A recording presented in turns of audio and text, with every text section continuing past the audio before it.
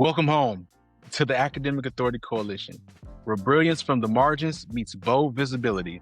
I'm your host, Will Marcus, and every week we're making smart sexy again by showing you the real path from isolated scholar to recognized authority.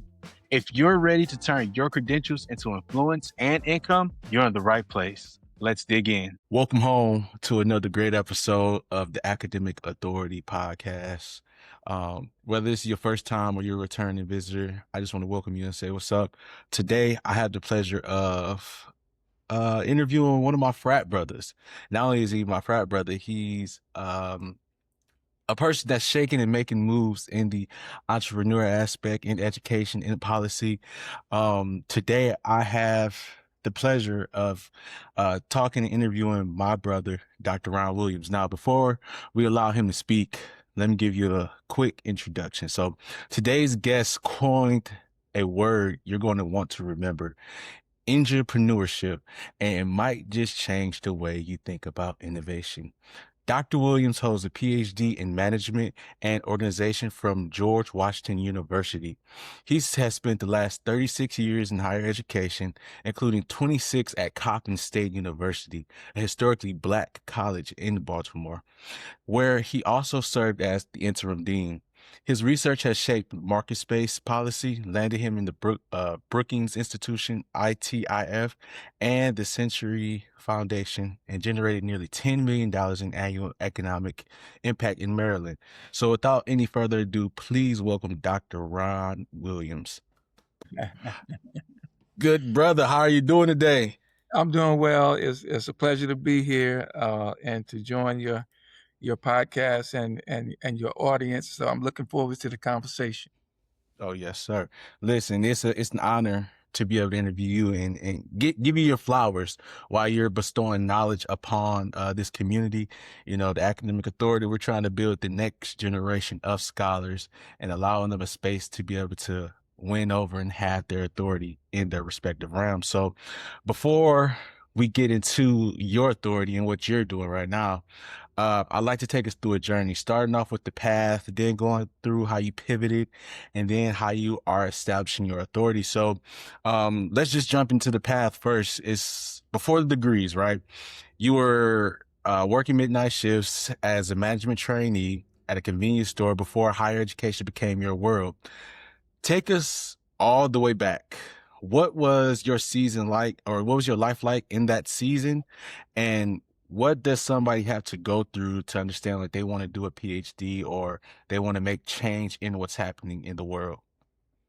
Okay, that's a good place to start too. And I've told my students over the decades about that part of my journey and that start, because I had a 4-year degree.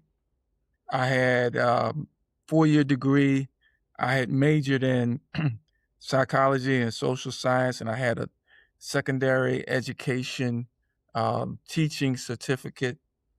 But my start was with a convenience store firm as a management trainee. And of course, as a management trainee, they start you at the bottom rail. And I started on the midnight shift. I like to say across the street from a country western bar.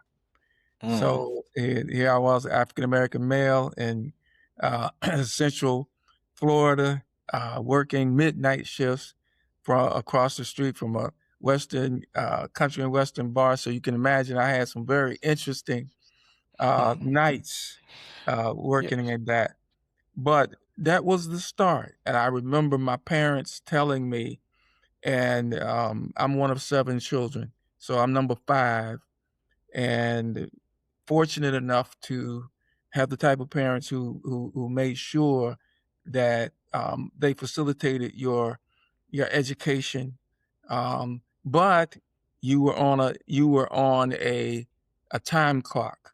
So I remember my mother saying upon my graduation, "Son, you have 2 weeks to become employed and get on your own." And I always took them seriously. So when that opportunity came available for that management trainee position, I took it. So I would be employed, and worked it for a year. The advancement did not come as I thought it should have come, and uh, I was engaged to my or be, just about ready to become engaged at the end of that year to who was my college sweetheart, still my wife after 45 years. So uh, it was an interesting year, but it was a start. It was a start. Um, and what I've also shared with my students is don't turn your nose up at what you might consider to be humble beginnings. To really, you're there in any situation you find yourself in to learn something. You learn something from everything, and the real question is, in terms of propelling yourself to the next level, is how you're going to apply those lessons learned. So that year with Little General convenience store firm in Central Florida was very instructive in terms of my next step. Okay. So that's very good. So yes, I do believe in like sometimes you have to have humble beginnings and things of that sort. But let's dig deeper into that because you said you were there for a year, but then that was your step to the next thing. So after that, are we in the space where you're looking at advancing to an additional degrees? Like I know you got your master's from Johns Hopkins and that's in human resource development. Like was that the next step from there or what kind of got at that and started to That make was you look at advanced degrees? Yeah, that was not the next step. Mhm. My fiance at the end of that year, and I remember she had lost her job as a result of an injury that she had, and our decision was to leave Central Florida. So we packed up everything we owned, everything we had, uh, and left. Ran out of gas in North Carolina. We had just gotten married, um, and ran out of gas in North Carolina. I took some pennies out of the trunk and converted them into an, back then enough coins to make a payphone call. My brother came and helped us out, and we landed in the Mid Atlantic area looking for employment. I had a sister here, my older sister, so she helped us out for a few months to get our feet under us and find employment in Baltimore. Actually, is where we landed, and I wasn't on that higher ed trajectory yet. My next step was in the insurance industry, um, in sales, to be exact, which that was not necessarily a desired career path, but again, in my desire to learn, it gave me my first introduction into financial literacy. So I learned about life and health insurance. I learned about um, Series 6 and securities and investments. And I worked in the insurance industry in sales for 1 year and then transitioned out of sales into claims. So the next 3 years um, was spent in the insurance industry before I landed something in the higher ed sector. And I always knew I was going to pursue the PhD. I'd made that decision during my undergrad years that I wanted a PhD, but I did not know that the path to that PhD would take me through convenience store, would take me through the insurance industry for a few years. And I finally, um, by doing informational interviews. So I was sitting at my claims desk, being pretty miserable in my job, but I made a decision to do one thing every day to get myself out of that situation. So I had taken one class because that's all I could afford at the time, one credit class at Johns Hopkins University in their master's program. and I had a catalog, and the catalog had the list of all of the professors in the back of the program and the catalog.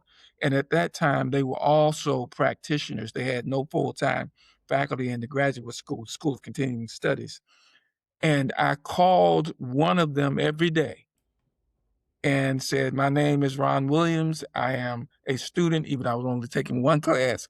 "I am a student at the graduate program, and I would like to find out more about your career and how you achieved it. Can you spare me 15 minutes?" And through that, I was able to get a referral to a position at Hopkins in the medical school. And that's where my entry into higher ed began. Um, but it was just by being determined to get to that next level and by making those informational interviews to people that I did not know. All of them did not go well. I did experience some rejection and all kinds of barriers from time to time, but I was determined to do one thing every day to get myself to that next position. Okay. So now I'm just painting the image. We went from working at the convenience store to now insurance, doing sales, then claims, then entering a class at George Hopkins, making those connections and networking, and then landing a position at John Hopkins, correct? That's correct. Okay, so like during this time, is the master's still being completed? Are you done when you get to John Hopkins, or what's happening there? So yes, I took that one credit course, which counted towards the master's degree in human resource development. Mm. And when I was making those informational interview calls, I got a referral from one of the professors. She said, "I can't recommend you because I don't know you, but I do know a job that is open, and you can call this gentleman and make your pitch for the position." And I did that. So there was no break in the continuation. I took that one credit course, I believe, during the summer. And in the fall, I transitioned to the School of Medicine. And what was beautiful about that is I was able to land a position as a training manager. Now, human resource development is the training and development master's level degree. And so I was able to land for the first time, land a position in a that aligned with my educational pursuits. And the way I got there was, if you remember my undergrad, I had an education certification. So I was a social scientist, psychology and social science, but I had an education. I was qualified to teach. I did not want to teach on the K through 12 level in high school. I really wanted to pursue that corporate um, training route and apply my education background in a corporate setting. That was my aim. So in essence, that checked two boxes. I was able to get with an academic institution that had a degree that will prepare me for that corporate training type of position. But in essence, I had a corporate training position. It just happened to be with the academic institution. So for the next couple of years, yeah, 2, 3 years to be exact, I was able to work in the field, but also gain experience, but also achieve the degree, Masters of Administrative Science in Human Resource Development. Um, and I stayed in that position for 11 years because I stayed while I pursued my doctoral degree. Mm-hmm. And I'm glad you. I also started teaching on the master's level as soon as I finished my master's degree. Hey, Academic Authority fam. I know you're probably enjoying this episode, and I'm going to let you get back to it. But before then, I want to give you a free offer. If you're watching this, you're either entering, traversing, or exiting a doctoral journey, and notice the gap in building your authority as a scholar. If that's you, I want to invite you to the Academic Authority Coalition community, your transformational community that will guide you to becoming a recognized and respected scholar. In our private community, you'll have access to established scholars, developmental training, and early access to content, just to name a few perks. I want you to be a part. So scan the QR code below or visit us at academicauthorityhq.com/member-application. I look forward to seeing you in the community and helping you build your authority and seeing what you'll put out in this world. So until next time, peace. Okay. So, and that's interesting. I'm glad you brought that up and you bringing us to the next question. Very, very easy. At this point, you're teaching at Johns Hopkins. You're also doing your master's. You wrapped up that master's, and then now we're at a point where you're looking at PhD, and you decided to pick George Washington University, right? And that Yes. was in management and organization with the concentration in organizational behavior, and a secondary in management of science, technology, innovation, right? Yes. How are you looking at bringing that all together now? Like that's, of course, a very interesting combination, but what were you thinking? What were you trying to build? And then why did you end up picking like George Washington University? So as part of the part of the master's program at Hopkins was a leadership development component that was aimed at recruiting African American students.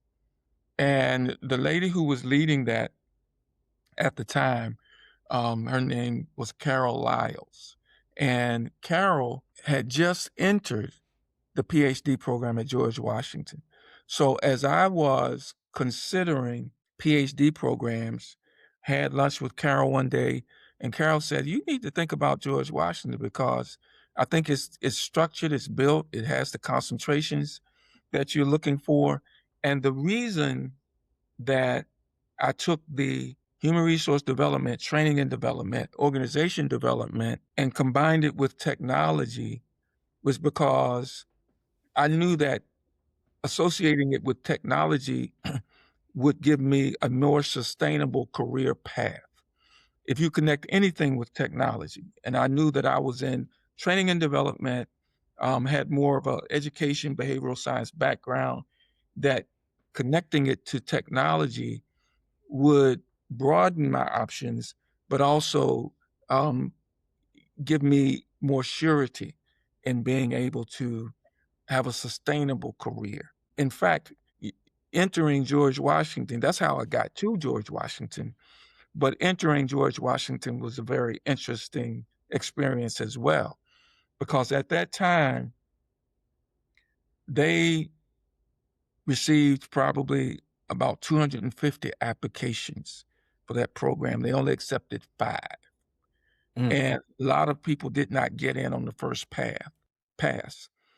But I was able to do that because, one, of my experience, and also I had published one, wasn't even a peer-reviewed journal, but it was a trade journal. I had published one article, and the article happened to be on the organizational and educational infrastructure for computer software conversions. So the unit that I worked in at the medical school oversaw the physician billing system. So most of the training programs that I was tasked with putting together and leading the training group on were on a software. So my article was, what do you need to do educationally and organizationally to have a smooth computer software conversion? I really believe that that article in a trade journal had a lot to do with me getting into George Washington on the first pass. Now, when you go into a doctoral program and you do your due diligence, one of the things that you should do is find out who the faculty are in the program. And you know, and knock on some doors, do some gripping and grinning to say to find out what is their particular research agenda and then to try to align yourself Self. with people who have that interest. So I did that, and I'll never forget that I was going to concentrate as my primary concentration in the management of science and technology. But that gentleman told me no. He said, with your background, primary is organization behavior, secondary is management and technology. So that's the path I took. And I sort of developed this background. I like to call myself a techno-psychologist. So technology adoption, all of the human aspects of technology development, technology implementation, technology utilization from a human perspective, that's my lane. Okay. I think two things that I want to talk refer back to that you just said is the first one is you're giving out game, because when I do mentor students that's looking at doctoral programs, I always tell them, like, you got to be locked into this program. Like, you got to be a little like got to surveil like the program you're going into, who the staff are, what they're doing, what their research interests.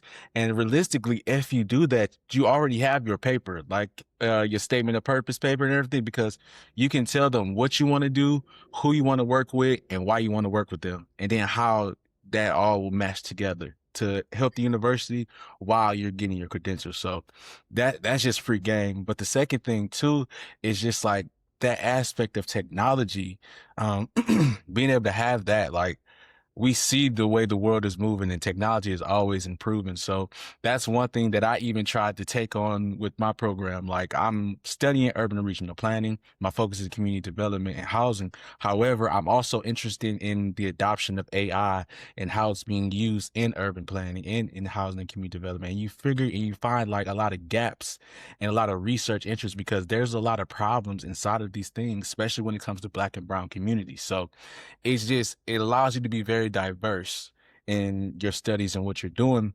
But while now we're here at George Washington, you're in your PhD program. Tell us what that process, that doctoral progress is looking like for you, like the real uncut version, like what's happening, what's going on in your mind, and bring us to this space now. Now Okay. that you got here. So I'm in the doctoral program, and I have to jump back because I think this is very important for people of color, particularly Black and brown people, and understanding at this point, I'm an elder, so I can go back to integration. And every institution that I just mentioned is a predominantly white private institution. University of Tampa, Johns Hopkins University, George Washington University. I am of that era where I went to a segregated school for 2 years in the community. And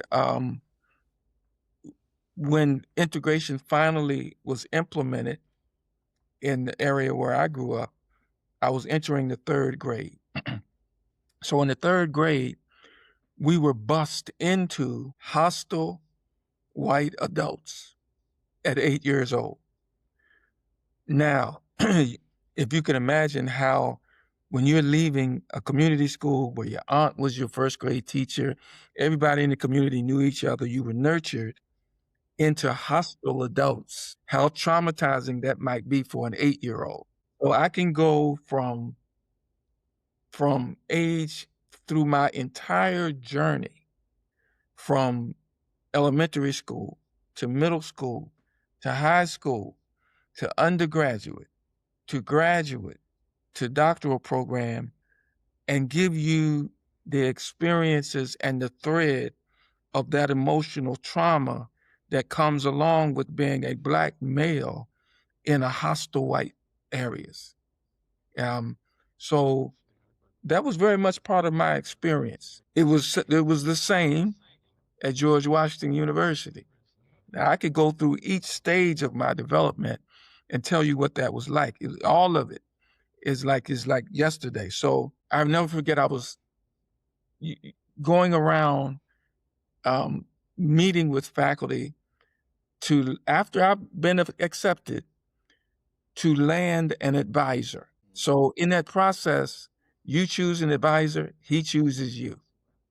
In that process, I'll never forget, I sat down with somebody who's very well known in the field.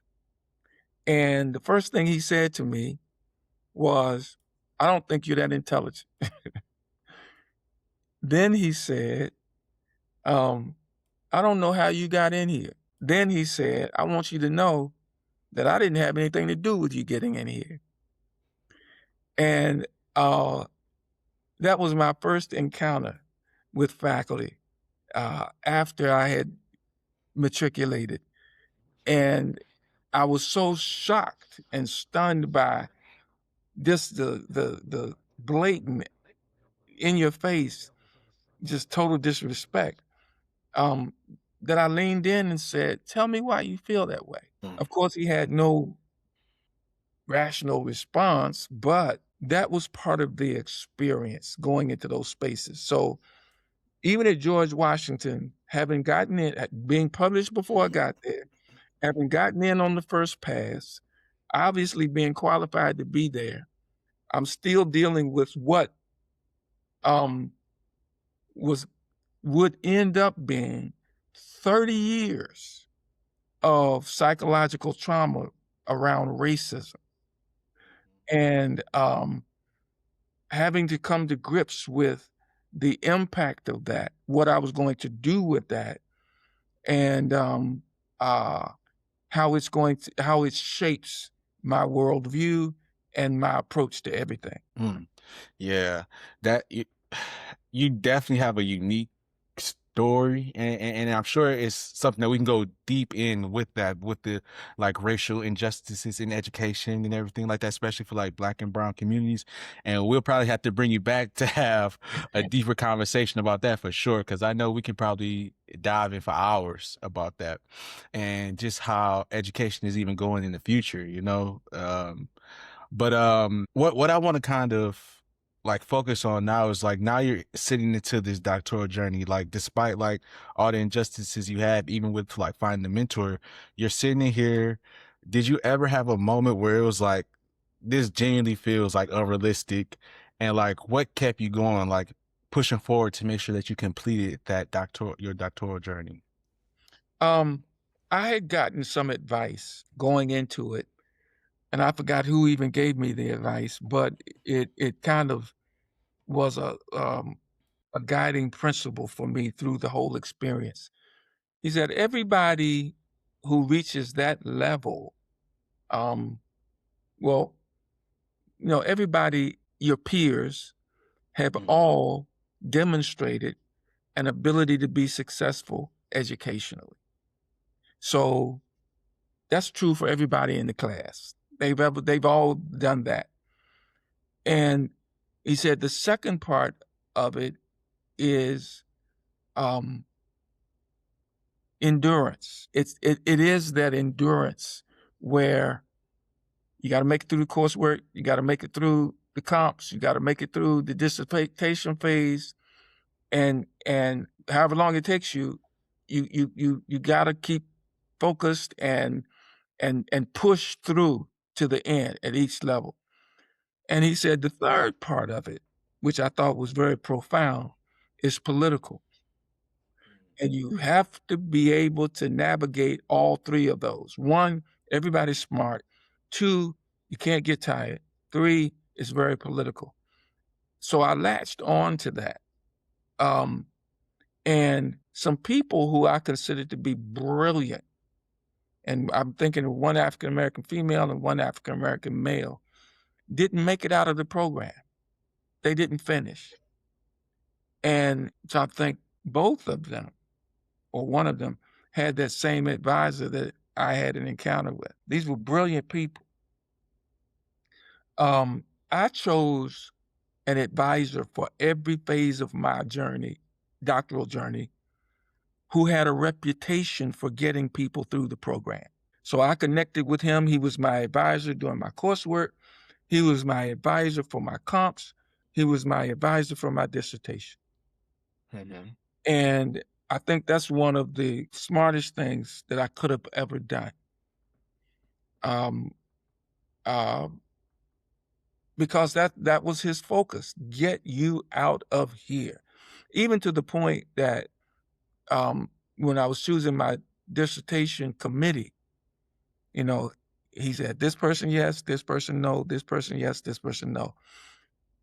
I would go watch dissertation defenses before mine came up to see, okay, how does this thing go?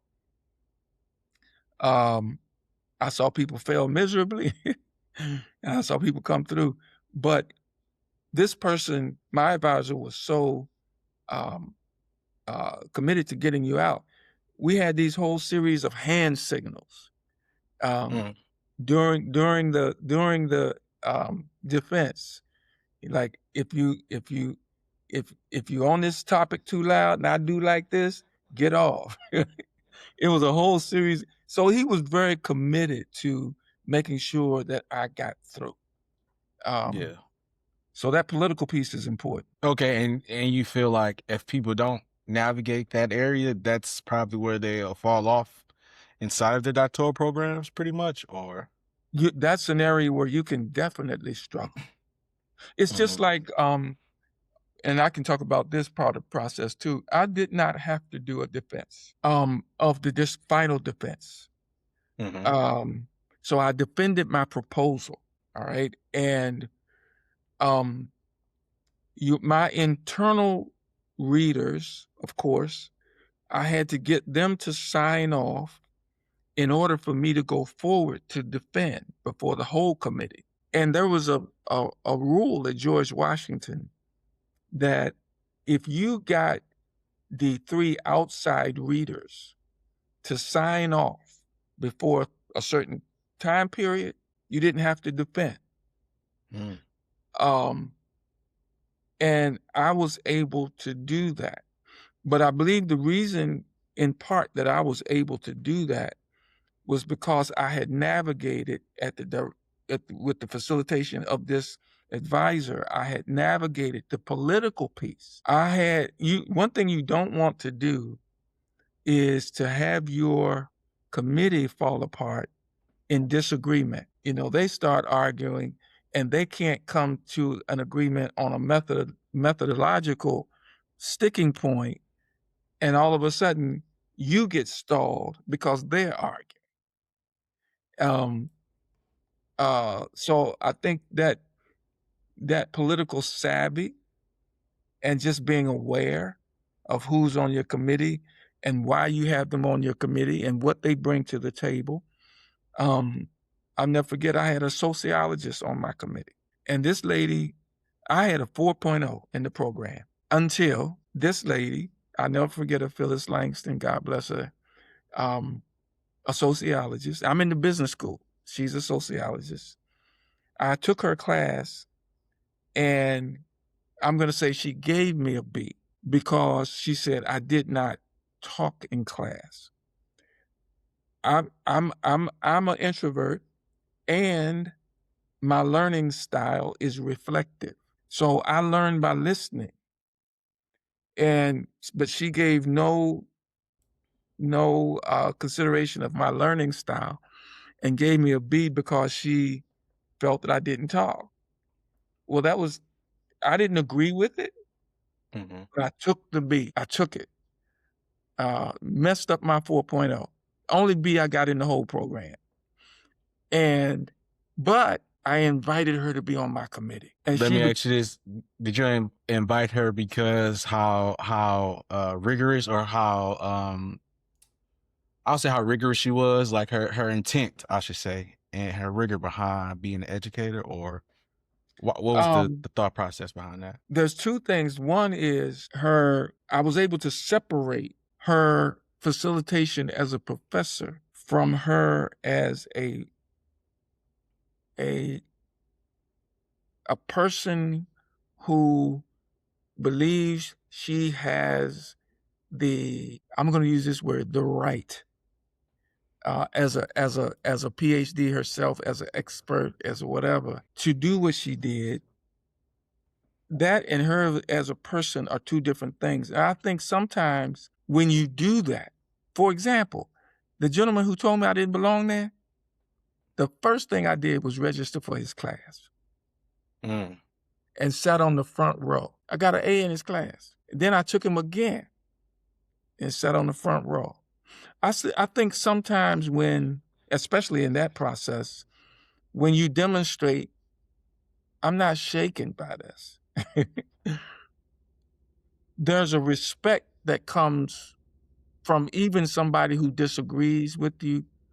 And I'm going to say a respect or a fear. Like I know the gentleman who told me I didn't belong there says either he didn't understand what I said or he's somebody I'll not mess with. So I do think that sometimes there's a value in leaning in to people who appear to be barriers and in a very unflinching way. Because I know when I showed up for that man's class and sat on the front row, I said, let's go.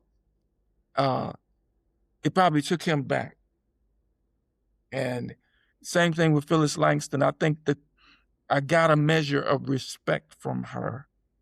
She said, if this guy had enough guts to invite me on his committee and I messed up his 4.0, then I need to try to work with him. So it was just a judgment call. Okay, I respect that, and that's a good judgment call. I think I say myself too, especially since you didn't have to do do a dissertation defense. So, I don't want to age you right now, but we're about to start. This next question is going to take us to the pivot point. Like we talked about the path, but I want to fast forward a little bit. So the year is now 1996. You joined Coppin. You've been in education since 1985, but at what point do you start seeing the issues and the gaps inside the traditional model of business education, and you realize like it's not enough for the communities that you were serving, and you had to make a change? I would say I knew of the gaps to some degree. Mm-hmm. While I was at Hopkins, while I was at George Washington, but I had not experienced them on a very tangible level until I transitioned from Hopkins, a resource-rich, and George Washington, a resource-rich institution, to an HBCU. I had not experienced the gap in resources. I never forget the provost at the time when I took the job at Coppin asked me, he said, do you know where you are?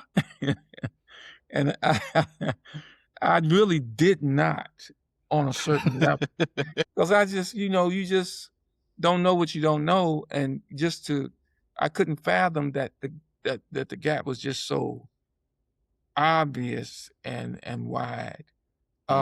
In that, the genius of HBCUs and I'm going to say even education in a segregated system. Now, I believe that integration had to happen in this country, but I'm very sober about some of the outcomes and the consequences as Black people not having control of your educational system.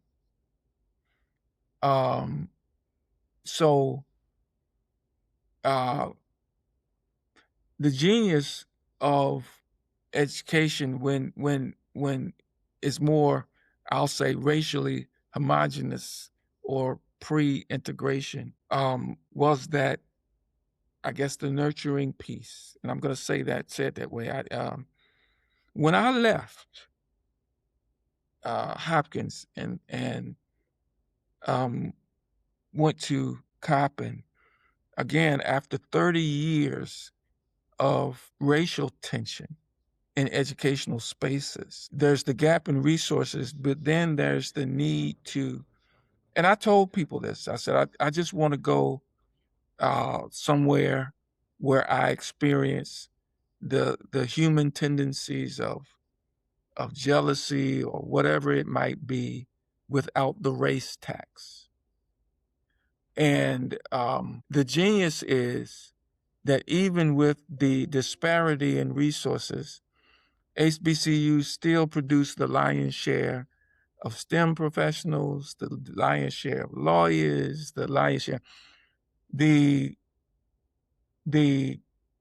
is a National Science Foundation metric. Our productivity per dollar invested is 5 times that of Ivy Plus institutions, even though we receive a fraction of the federal investment. It's 5 times that of the Harvards, Stanfords, Ivy League schools, Ivy Plus schools, 5 times. That means that on 15 cents on the dollar, we're able to produce genius through the educational process.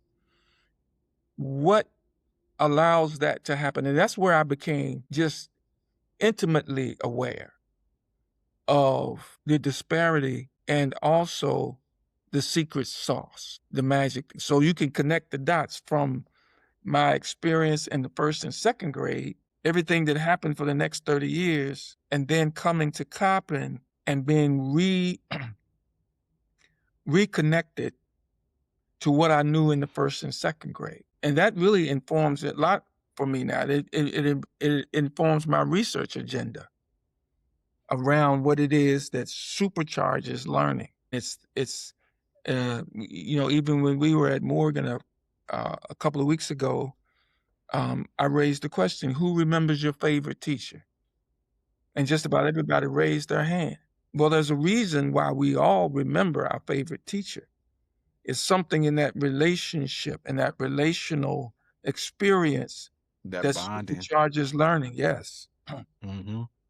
And it's something freeing about being able to be in that space. So I know anybody that's like attended a HBCU or even worked at a HBCU, they can relate to that feeling that you're talking about, like especially being removed from that area and something that you're used to, then being reintegrated into that space again. It's something freeing about seeing a lot of, usually when you're the minority, you then become the majority and you're able to see genius across the board inside of your community. So that makes that amazing. But I do want to say, like, now that you're in Coppin, so we're beyond 1996, and you complete that your PhD, you still stuck with Coppin. Like, you didn't leave and seek other opportunities. You invested in Coppin, and you saw where you can make a change at this university. And I'm not talking about small change, because you did 26 years as faculty. You served as the interim dean from 2013 to 2017, and then you even stuck and went back to like teaching and making other opportunities at Coppin. What made you decide to invest everything at Coppin instead of going in other places, other HBCUs or other institutions? Yeah. I'll even before I just answer directly, it's actually this year be 30 years. No doubt. Yeah, 30 years in August of this year will be 30 years. And what made me stay was when you have been through what I went through over that 30-year period, like I said, we can drill down to sometime. I knew why I was there. And that's the question I think everybody should ask themselves, wherever you find yourself. Why are you here? And if you figure that out for yourself, because it's not dependent on whether things go well this year, not so well that year. I know why I'm here. And that's what I knew going in, because I was asked by that same advisor I had at George Washington, why are you going to Coppin? I was asked by the students that I was teaching at Johns Hopkins and Loyola in Baltimore, why are you going to Coppin? I was asked by the people at Coppin, when I arrived, how long are you going to stay? So there was just an assumption that either it's going to be a stepping stone or I have some other alternative, but I knew why I was there.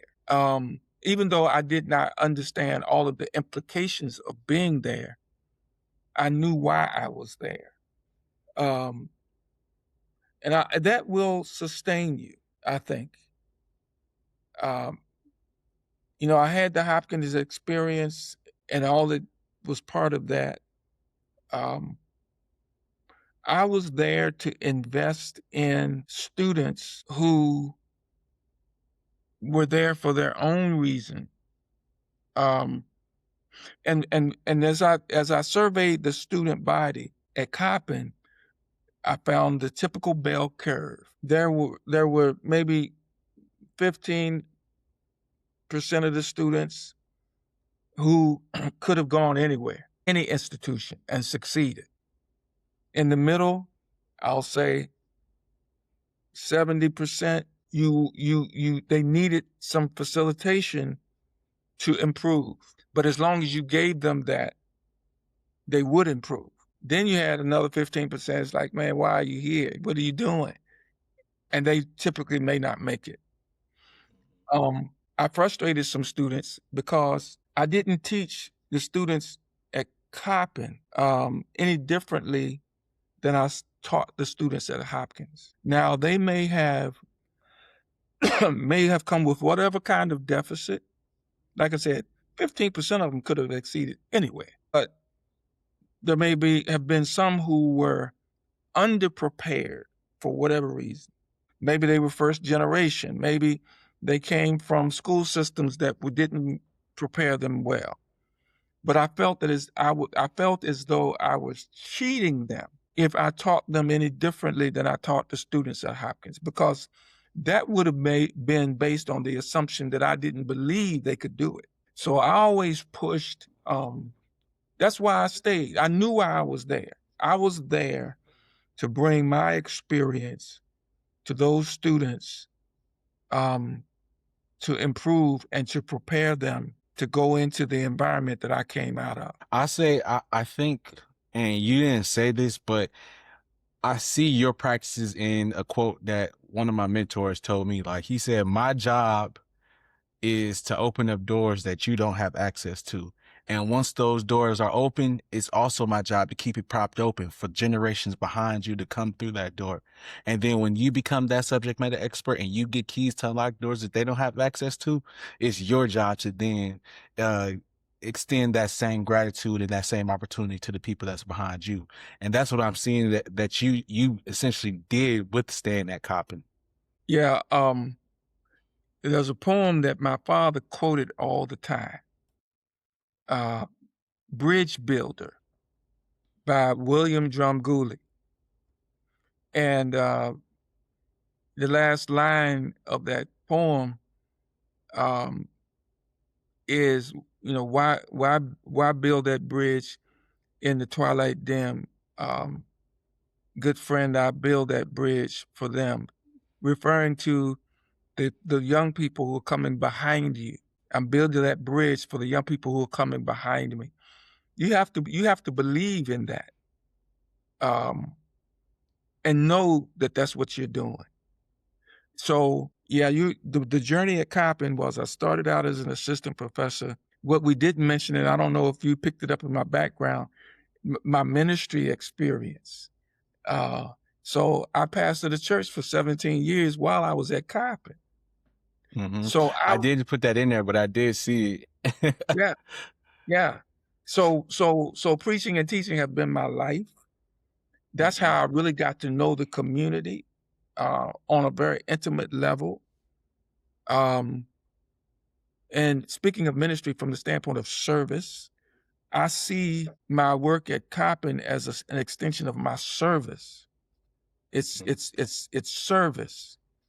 And there's a transaction in a sense, because you will not make the same dollars that you make in the general marketplace.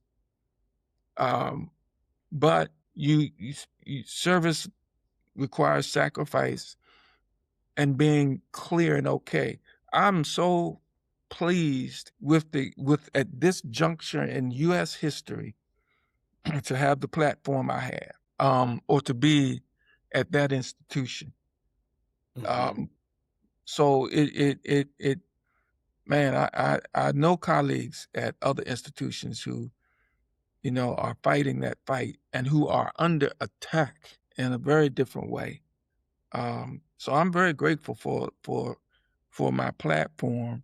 So I now, you're right. I was in the business school, assistant professor. I didn't want to be in administration, but you stay around long enough, so I transitioned into the chair seat, and then was asked to step in as dean of the business school for 4 years. I did that. Came out of that, founded Entrepreneurship Center, ran that for 4 years. And so now I'm serving as the interim dean for graduate studies and research. So there's been a trajectory, and I know what my role is at this point in time. I believe I know what it is for whatever time I have left that I want to and should deposit there. I'll be okay when it's over. I'll know when it's over. And I've said to them very often, I don't need my name on anything. Just let me go when it's time to go. No, for sure. For sure. And something deep inside that too is I want to talk about, because we're now going from faculty to dean, which is a switch a lot of faculty members don't have. So like with sitting in that position, what did you learn about yourself in that role, and what surprised you about leading from that seat, the dean seat?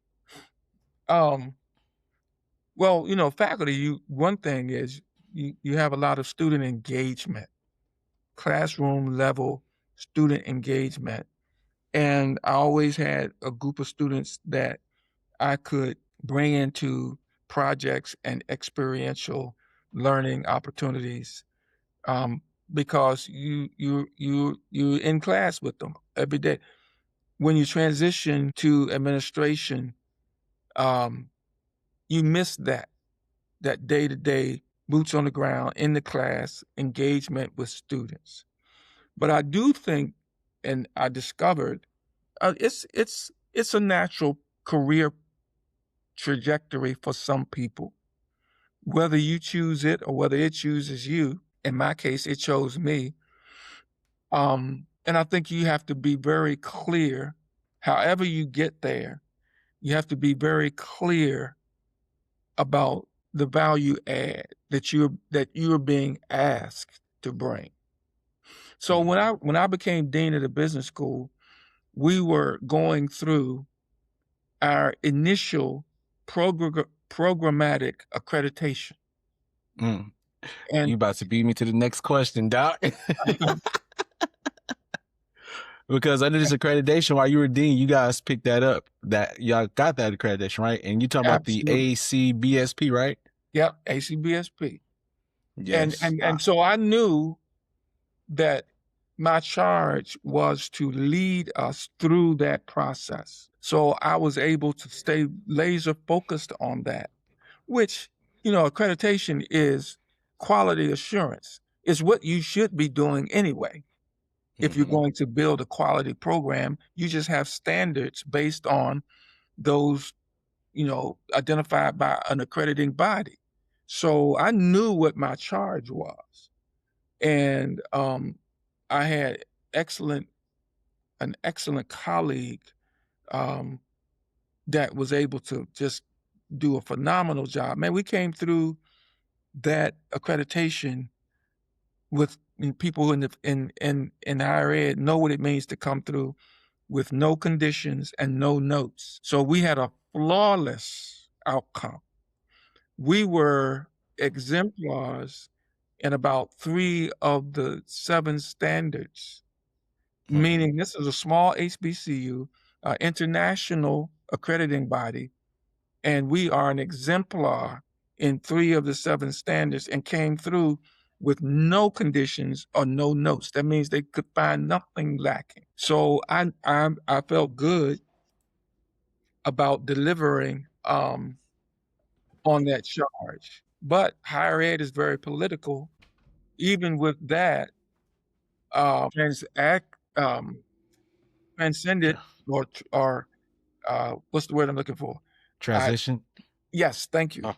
I transitioned out of that seat, but looking for my next, I launched the Entrepreneurship Center. Before we go to that, Doc, because that's what we're about to talk to now about your research and policy work. And I know we're going behind, but you know, like you said, you're an elder and you got a wealth of information. But before we leave the accreditation process, I do want to talk about something that was interesting, because within that accreditation, you started or developed the BG model, right? Yes. So can we talk about that framework a little bit? Like, what is it? What is it actually, and then how it came to existence, and what it looks like now? Okay, so the BG model was a back of napkin conversation about what it is that we really do, and in reality, BG stands for Barry Gordy. Motown. Okay. So, and if you study what Barry Gordy did, this gentleman took a few $100s of family investment and started an enterprise in a garage in Detroit. Mm-hmm. And he went out into the neighborhood and gathered up some young people who demonstrated a measure of talent, and he brought them into his garage. But in his garage, he had a system, and he transformed those young people. And he told them, everybody's not going to make it, but you're going to rehearse.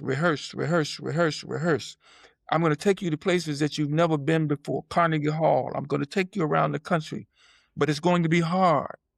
But if you do it, if you follow the system, everybody's going to come out of here millionaires.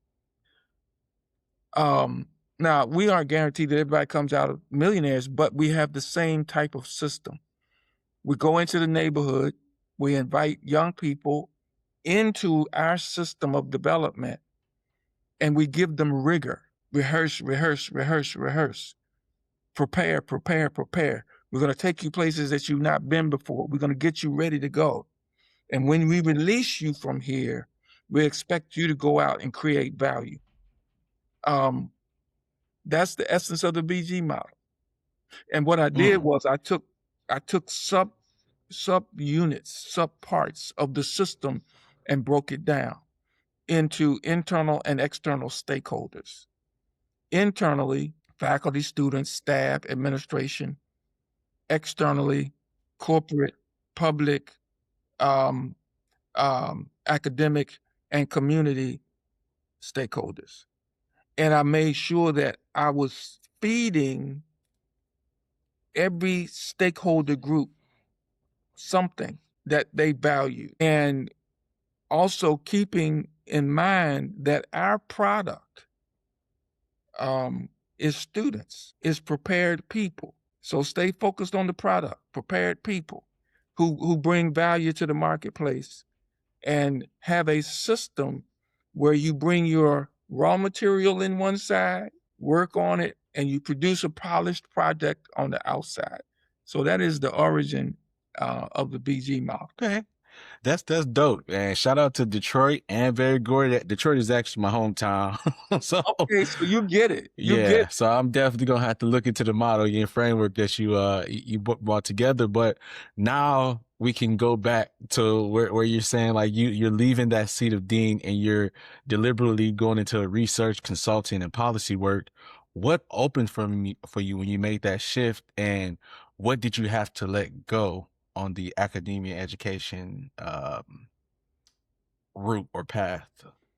Well, it was a natural, because I just described to you the external stakeholders, public, private, academic, and community stakeholders. One thing the dean's position did was forced me to engage external stakeholders. I probably would not have done that as much as a faculty person.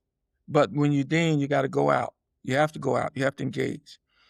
In that engagement, I stumbled across a pretty large nonprofit, a makerspace. I didn't know what a makerspace was. And in that engagement, I asked the executive director, I said, what are some questions that you struggle to answer when you're standing before potential funders? He gave me 8 questions. So and again, creating value. I took those 8 questions and turned them into a research project.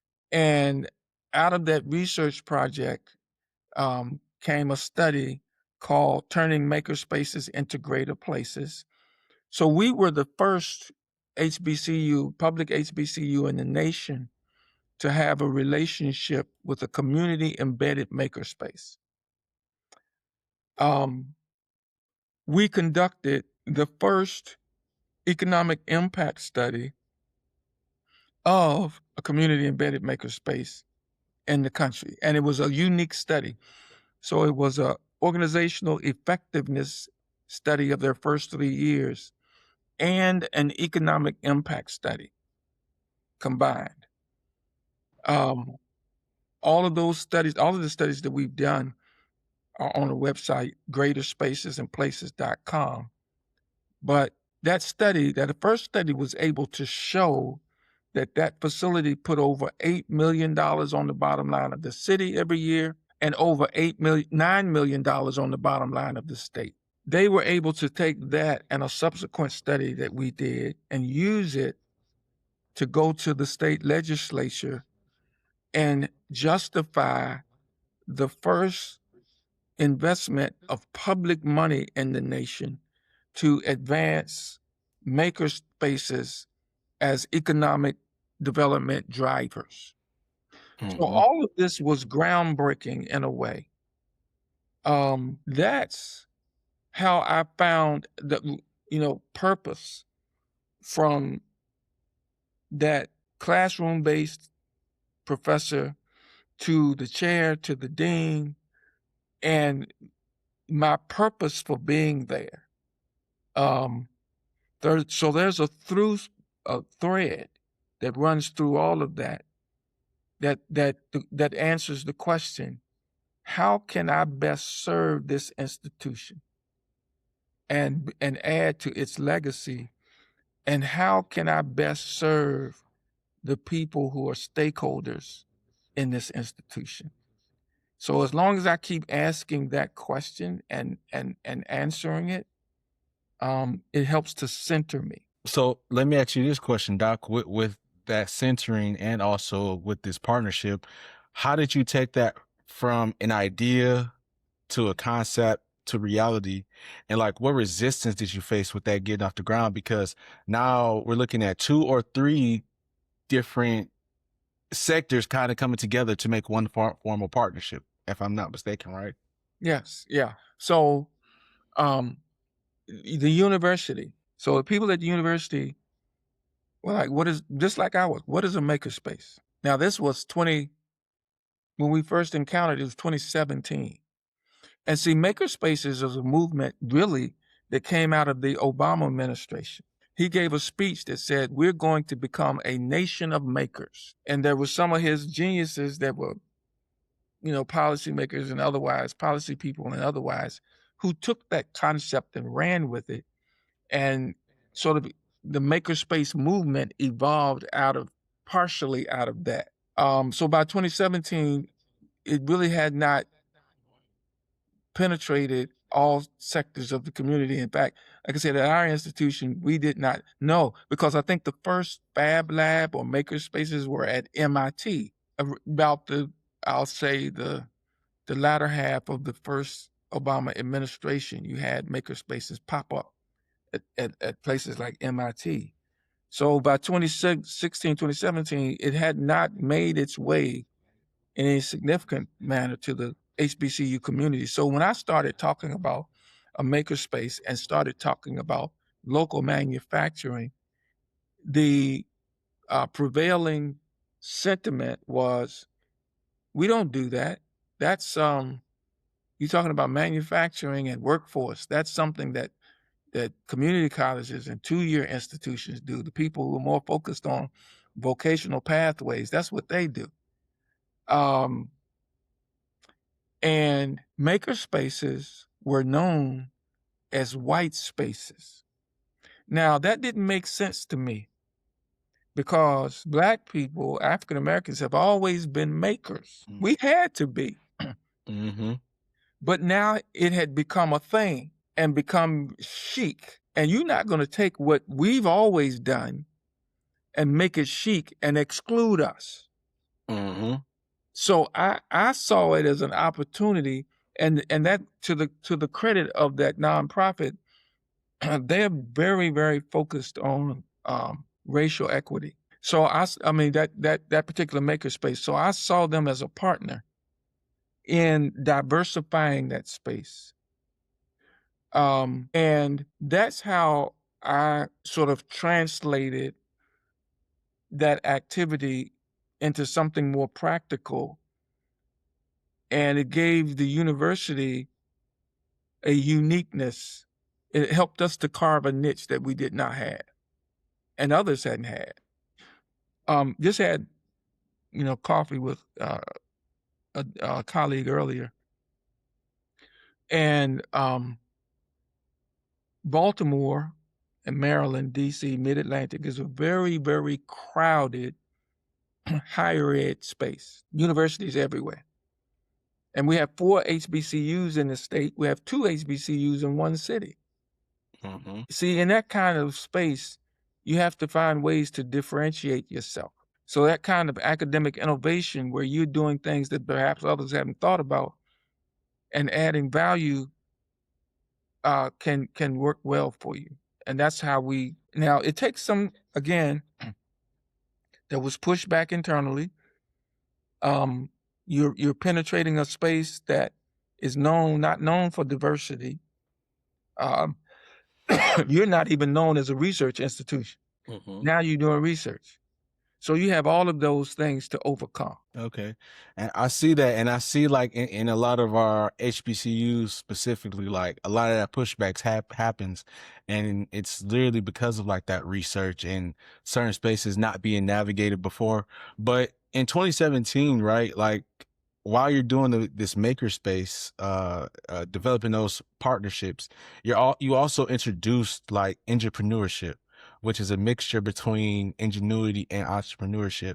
So for like doctoral students that's listening right now, walk us through how you went from identifying a gap in that literature to coining an entire new framework, and what did that process actually look like for you? Okay.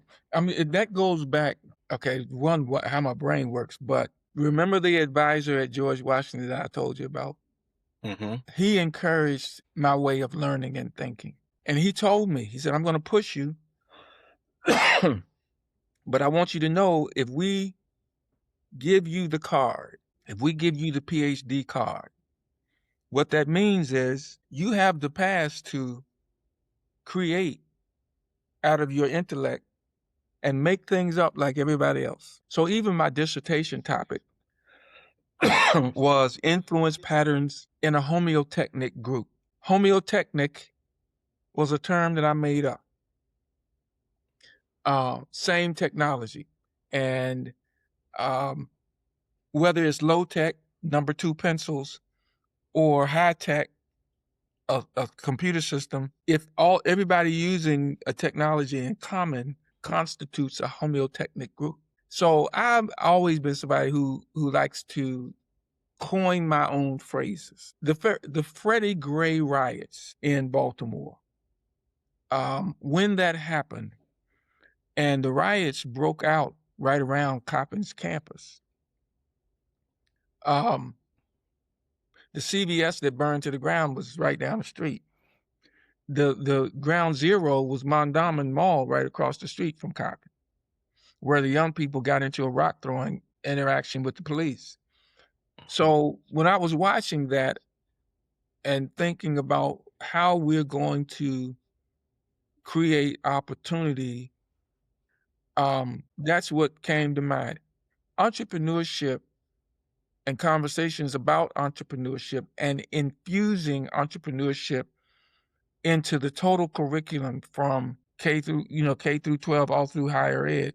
Those conversations were hot and heavy at that time. But I also thought about the ingenuity of young people in particular, because just the way the riot started, it started through a social media call. So they had on social media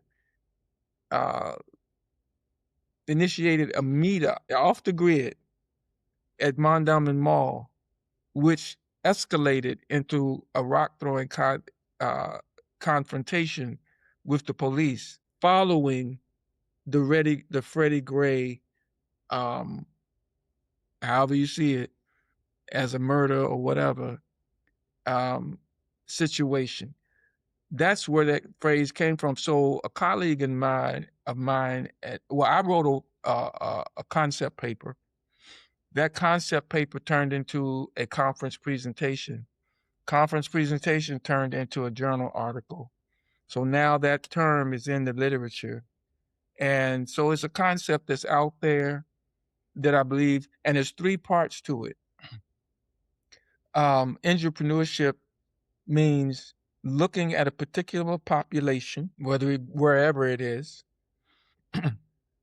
infusing or bringing in the traditional entrepreneurship training, business development, entrepreneurship training from opportunity awareness all the way to exit.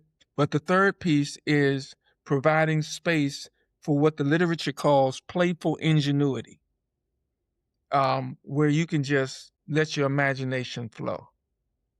If you bring in those 3 components, you create an entrepreneurial ecosystem that allows innovation to thrive. Okay. So I think, if I'm not mistaken, right, too, like a portion of that of entrepreneurship argues that the traditional definitions of entrepreneurship fail people who navigate from positions of extreme poverty or social economic deprivation, correct? Yes. So Yeah. how does entrepreneurship close that gap in ways conventional entrepreneurship programs don't? Because of those 3 pillars that I just mentioned, I can segment my efforts based on any demographic descriptor and really focus in on a particular community. Let's say I wanted to focus in on young people, and we're doing youth and young adult entrepreneurship studies now. But I want to focus in on a demographic of young people who have come through Baltimore City public school system from kindergarten all the way through. And I segment it that way. But then I give them what a lot of traditional entrepreneurship training programs give them. That's not unique. That space for playful ingenuity, that's another step that helps to make this model a little bit different. Now, we've added on to that with this whole learning competency part of it. But if you apply those 3 components in a customized way, our theory building says that your outcomes will increase and be more sustainable. Okay. That makes sense. And I like that. I'm also an entrepreneur in a sense too. So that's definitely, it gives a different viewpoint at that. But I know we're way over time for this portion of our podcast. And I really have one more question I want to ask you before you can tell everybody like your socials and everything. And we can talk about the rest of these questions in our extended conversation. But one thing that I'm really like focused in on is like your authority that you built. Like you presented at the Capitol Hill Maker Fair, the European Conference on Innovation and Entrepreneurship in Greece, the New England Maker Summit. How did an HBCU faculty member from Baltimore build the credibility and the platform to be able to present on those stages? I'm going to use an entrepreneurial concept. The first stage of entrepreneurship is opportunity awareness. So I'm only going to say opportunity radar. And the New England Makerspace gathering, that came because somebody else couldn't go. Actually, it was the executive director of that Makerspace couldn't go. He said, "You did the study, can you go?" I went. Now that transformed into another opportunity, because out of that, I met a person who was the executive director of what was the Urban Manufacturing Alliance, a national organization. Out of that speaking experience, they invited me to join the board. And now, for almost 4 years, I've been chair of their board.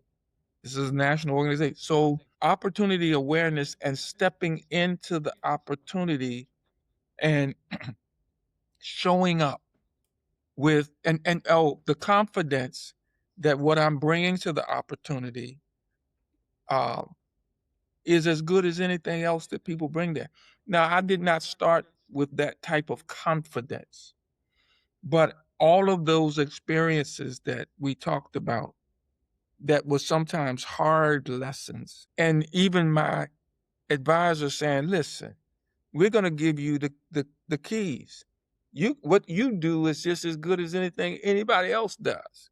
So don't allow your ideas to be um, uh, pushed to the side. Come with authority based on what you know and the experience that you bring to the table. Everybody's not going to accept it, but don't you ever question." And I guess, it's just maturity. After a certain point, you begin to understand, wait a minute, hold up. I got a lot of experience doing this thing. I'm always learning, but I can't second guess what I'm bringing to the table. Right. That makes perfect sense. And I think like doing away with that concept or idea of imposter syndrome is what kind of helps build that, because we do see that a lot as you're transitioning into being that thought leader expert. You're like, I don't I don't feel like I'm credited enough, or I have the actual chops to say that this is what this is. But like once you do the research, you are that expert. Like you have that voice and authority to say, this is what I found, this is what it is, and this is what I'm presenting to you. So I appreciate that, Doc. But before we go into our extended conversation, can you tell the viewers where they can find you on social media, LinkedIn, website, all of Yeah. So, Dr. Ron Williams on LinkedIn. I think it's Ron Williams, PhD. My website site is ronaldcwilliamsphd.com. That's my personal website. The studies that I referenced are on greaterspacesandplaces.com. So those are my primary social and internet connections that I use. I'm mostly a LinkedIn person. I mean, I'm out there on some others, but those are the primary ones where you can find me. most def. Well, Doc, I do want to give you your flowers and say thank you so much for coming on. We're definitely going to go over and have our extended conversation. Viewers, if you want to see this, become a member of the Academic Authority Coalition community and subscribe to this podcast to stay up to date with everything that we're doing. We do have access in the free community, and we also have a paid tier. So if you're interested in this and you're a doctoral student on your journey, please join the community, and we look forward to talking with you and building academic success and authority with you. So this is another great episode. Peace.